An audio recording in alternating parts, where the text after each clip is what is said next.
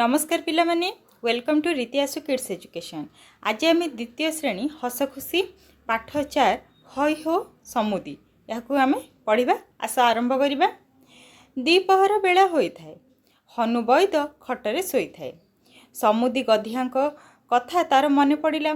समुदी घर को बहुत दिन है जाई नहीं।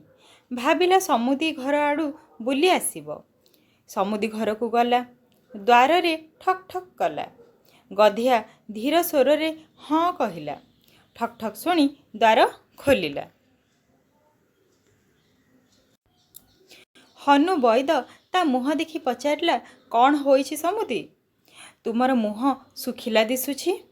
गधिया कहला, किछि दिन हला ज्वर हेउछि। ज्वर हेबार कारण विषय रे हनु बैद पचारिला। गधिया कहला, कौन कहिबी समुदी? बिलेई नानीर मिठा दुकान को जाइथिली। सेठी मिठा सिंगड़ा और आलुचप खाइली। सेगुड़ाक बासी जिनिस खराब हो जाइथिला। बिलेई नानीर सराग देखी मना करि पारली नाही। खाईदेली सिना। घर को फेरिला परे पेट खराब होई झाड़ा हैला।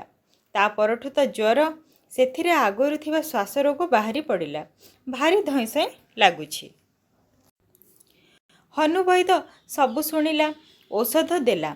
आश्वासन देई कहिला, डर ना, तुमर किछि हेब नाही। हनुर औषध रे गधियार भारी विश्वास। हनु बैद कहिला, समुदी कथाटी को गंठी पकाई मन रख। खाइबा दरब 50 अढ़ा बासी। भण भण करी माछिथिबे बसी। भोकरे पछके जीवन हारिब, सेपरी दरब केबे न खाइब।